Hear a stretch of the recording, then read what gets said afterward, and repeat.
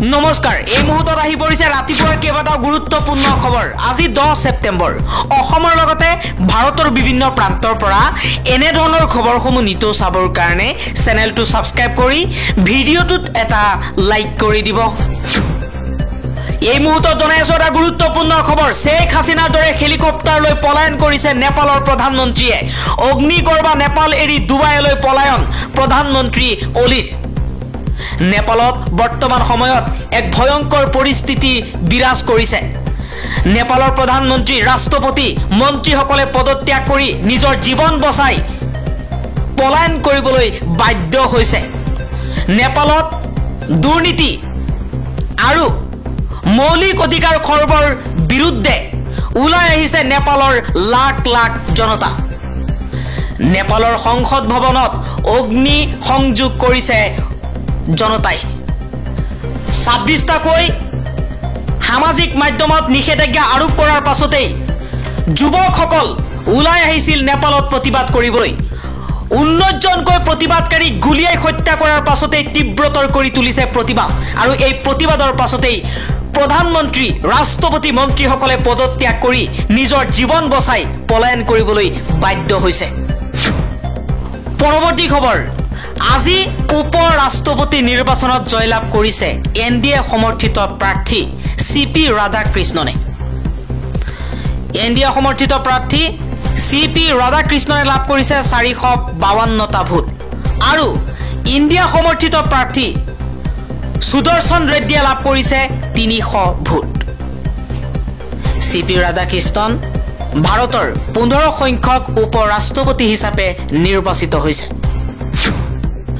আন এটা খবৰ চকু চিকিৎসাৰ বাবে নেপালত যোৱা অসমীয়াৰ বাবে দুটাকৈ হেল্পলাইন নম্বৰ মুকলি কৰা হৈছে বহু অসমীয়া নেপালত আছে কিন্তু নেপালত এতিয়া জুই জ্বলিছে নেপালত থকা অসমীয়া লোকে চৰকাৰে মুকলি কৰা হেল্পলাইন নম্বৰত যোগাযোগ কৰিবলৈ আহ্বান জনোৱা হৈছে হেল্পলাইন নম্বৰ দুটা হৈছে 977-9808-602881 আৰু এটা নম্বৰ 977-9810326134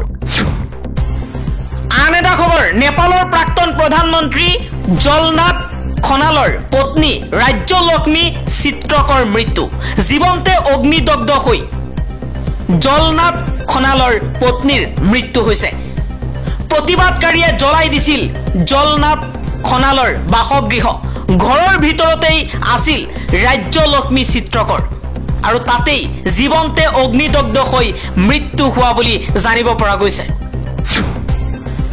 আন এটা খবৰ নিৰ্বাচনৰ পূৰ্বে মুখ্যমন্ত্ৰী হিমন্ত বিশ্ব শৰ্মাৰ টুপ আদিবাসী জাতিৰ প্ৰমাণপত্ৰ সমস্যা সমাধানৰ ঘোষণা মুখ্যমন্ত্ৰী হিমন্ত বিশ্ব শৰ্মাৰ অসমৰ মুখ্যমন্ত্ৰী হিমন্ত বিশ্ব শৰ্মাই ঘোষণা কৰিছে যে ৰাজ্যৰ চাহ জনজাতি আৰু আদিবাসী সম্প্ৰদায়ৰ জাতিগত প্ৰমাণপত্ৰৰ দীঘলীয়া সমস্যাটো অসম চাহ জনজাতি ছাত্ৰ সন্থা আৰু সদৌ আদিবাসী ছাত্ৰ সন্থাৰ সৈতে হোৱা আলোচনাৰ পিছত সমাধান কৰাৰ প্ৰস্তুতি প্ৰদান কৰিছে পৰৱৰ্তী খবৰ চৰকাৰী স্কুটিক লৈ মুখ্যমন্ত্ৰী হিমন্ত বিশ্ব শৰ্মাৰ ডাঙৰ ঘোষণা হায়াৰ সেকেন্ডাৰীত কিমান শতাংশ নম্বৰ লাভ কৰিলে লাভ কৰিব স্কুটি দিছপুৰ লোক সেৱা ভৱনত অনুষ্ঠিত কেবিনেট বৈঠকৰ অন্তত মুখ্যমন্ত্ৰী হিমন্ত বিশ্ব শৰ্মাই কৈছে যে এই বৰ্ষত উচ্চতৰ মাধ্যমিক চূড়ান্ত পৰীক্ষাত উত্তীৰ্ণ হোৱা শিক্ষাৰ্থীৰ বাবে ডাঙৰ ঘোষণা কৰিছে হিমন্ত বিশ্ব শৰ্মাই উচ্চতৰ মাধ্যমিক চূড়ান্ত পৰীক্ষাত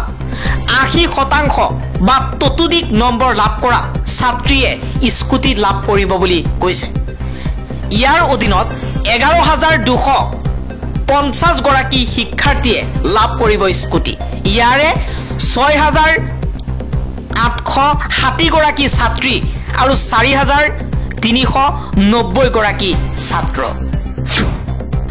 আন এটা খবৰ 2029 চনত দেশৰ প্ৰধানমন্ত্ৰী হ'ব ৰাহুল গান্ধী এবাৰ আত্মবিশ্বাসী কংগ্ৰেছ নেতা শিৱ কুমাৰ 2029 চনৰ লোকসভা নিৰ্বাচনৰ পিছত দেশৰ প্ৰধানমন্ত্ৰী পদত বহিব ৰাহুল গান্ধী কৰ্ণাটকৰ উপ মুখ্যমন্ত্ৰী তথা কংগ্ৰেছ নেতা ডি কে শিৱ কুমাৰে এই ভৱিষ্যতবাণী কৰিছে। কংগ্ৰেছে ৰাহুল গান্ধীক প্ৰধানমন্ত্ৰী পদৰ প্ৰাৰ্থী হিচাপে লৈ নিৰ্বাচনী প্ৰতিদ্বন্দ্বিতাত প্ৰৱেশ কৰিছিল যদিও লোকসভা নিৰ্বাচনৰ ফলাফলৰ ভিত্তিত কংগ্ৰেছ আৰু ভাৰতৰ মিত্ৰ দলসমূহে NDA শিবিৰৰ আসনৰ সংখ্যাৰে ওচৰলৈও আহিব পৰা নাছিল। হেড শিবিৰটো মাত্ৰ ৯৯খন আসনত ৰ'বলগীয়া হৈছিল। অৱশ্যে কৰ্ণাটক কংগ্ৰেছ নেতা DK শিৱকুমাৰে স্পষ্ট কৰি দিছে যে কংগ্ৰেছৰ নেতৃত্বই ইয়াক লৈ বিশেষভাৱে চিন্তিত। পৰৱৰ্তী খবৰ ২৮,০০০ কোটি টকাৰ চৰকাৰী চিকিউৰিটি নিলামৰ ঘোষণা RBIৰ। ভাৰতৰ কেন্দ্ৰীয় চৰকাৰে ২০২৫ চনৰ ১২ ছেপ্টেম্বৰত মুঠ ২৮,০০০ কোটি টকাৰ দুটা চৰকাৰী তাৰিখ ভিত্তিক চিকিউৰিটি পুনৰ জাৰি কৰাৰ কথা ঘোষণা কৰিছে। ভাৰতীয় ৰিজাৰ্ভ বেংকে মুম্বাইৰ কাৰ্যালয়ৰ পৰাই নিলাম প্ৰক্ৰিয়া চলাব। বিত্ত মন্ত্ৰালয়ৰ এক আনুষ্ঠানিক অধিসূচনাত জনোৱা হৈছে যে চৰকাৰৰ অবিৰত ঋণ ব্যৱস্থাপনাৰ অংশ হিচাপে এই ধন সংগ্ৰহৰ কাম হাতত লোৱা হৈছে। পৰৱৰ্তী খবৰ, আজি অসমৰ ৰাজনীতিত হ'ব মহাবিস্ফোৰণ। ৰাজ্যৰ ৰাজনীতিৰ দুই শীৰ্ষ নেতাৰ কেৰিয়াৰৰ চৰম প্ৰভাৱ পেলাব পৰা এটা দিন হৈছে 10 ছেপ্টেম্বৰ। মুখ্যমন্ত্ৰী হিমন্ত বিশ্ব শৰ্মাই গৌৰৱ গগৈৰ বিৰুদ্ধে অনা বিস্ফোৰক অভিযোগ উপযুক্ত তথ্য পাতিৰে উদঙাই দিয়াৰ দিন। মাজত মাত্ৰ কেইঘণ্টামান বাকী আছে। কি স্থিতিত আছে মুখ্যমন্ত্ৰী আৰু গৌৰৱ গগৈ?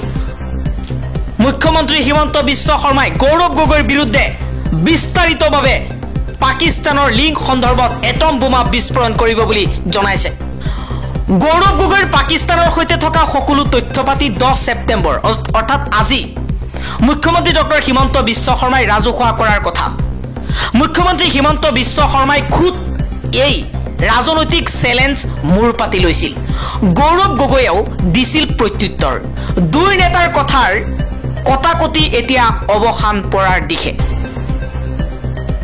গৌৰৱ গগৈৰ পাকিস্তান লিংকৰ তদন্ত কৰিবলৈ গঠন কৰা SITয়ে এতিয়ালৈকে প্ৰতিবেদন দাখিল কৰা নাই। মুখ্যমন্ত্ৰীয়ে নিজেই ঘোষণা কৰিছিল যে যদিহে 10 ছেপ্টেম্বৰ 2025ত তেওঁ গৌৰৱ গগৈৰ পাকিস্তানৰ সৈতে থকা লিংক প্ৰমাণ কৰিব নোৱাৰে তেন্তে তেওঁ মুখ্যমন্ত্ৰীৰ পদবীয়ে নহয় ৰাজনীতিও ত্যাগ কৰিব। এনে স্থলত নিৰ্ধাৰিত সময়লৈ মাজত আৰু কেইটামান মুহূৰ্ত বাকী আছে। আজি সেই উৎকণ্ঠা অৱসান হ'ব।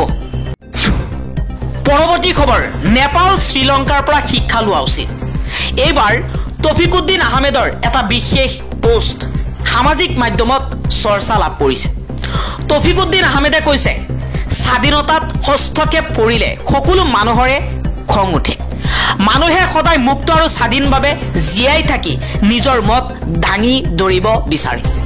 বিশ্বৰ কেইখনমান দেশক বাদ দি প্ৰতিখন দেশৰে নাগৰিক স্বাধীন আৰু মুক্ত। বিশ্বৰ বিভিন্ন দেশৰ নাগৰিকৰ অধিকাৰ আৰু স্বাধীনতা দেখি কেতিয়াবা ভাবো আমিও সুখী আছিলো, কিন্তু বহু সময়ত কিছুমান আইন আনি আমাৰ স্বাধীনতা খৰ্ব কৰা হৈছে।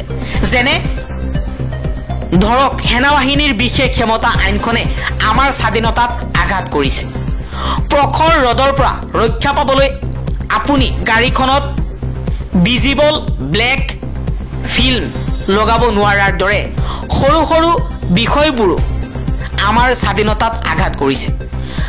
বিশ্বৰ বহু দেশত গাড়ীৰ সন্মুখৰ আইনাটো ভিজিবল ব্লেক ফিল্ম ব্যৱহাৰ দেখা পাইছোঁ। IT এক্ট আৰু ছ'চিয়েল মিডিয়াত চৰকাৰক সমালোচনা কৰিলে দেশদ্ৰোহীৰ গোচৰ লগাব নোৱাৰিব বুলি উচ্চতম ন্যায়ালয়ে স্পষ্ট কৰি দিয়াৰ পাছতো বহু প্ৰতিভাৱানক দেশদ্ৰোহী সজাই জীৱন যৌৱন ধ্বংস কৰিছে চৰকাৰে। এইবোৰ স্বাধীনতা খৰ্ব কৰা বিষয় হয়। শেহতীয়াকৈ নেপালত ছ'চিয়েল মিডিয়া নিষিদ্ধ কৰাক লৈ এক ভয়ংকৰ পৰিৱেশৰ সৃষ্টি হৈছে। ৰাইজৰ প্ৰতিবাদ ইমানতেই তীব্ৰ হৈ পৰিছে যে মন্ত্ৰীয়ে পলাই পত্ৰং দিবলগীয়া হৈছে। সমগ্ৰ দেশতেই অচলা অৱস্থা।